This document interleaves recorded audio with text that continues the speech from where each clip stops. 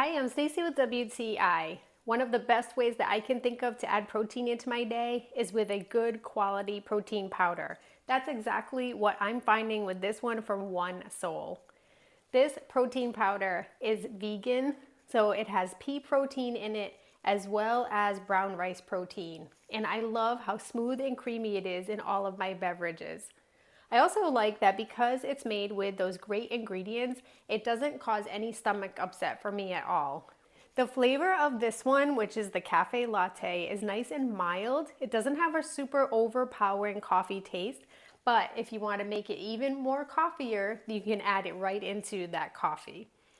I also really like that the protein powder has a nice smooth consistency every time that I make it. Once I put it into the blender with all the other ingredients, it blends in with no problem and it tastes smooth and creamy with every beverage. I love that I can add this in into the busiest of days but still know that I get my protein in, and it's a great flavor as well, so I don't dread drinking it at all. And that's my point of view.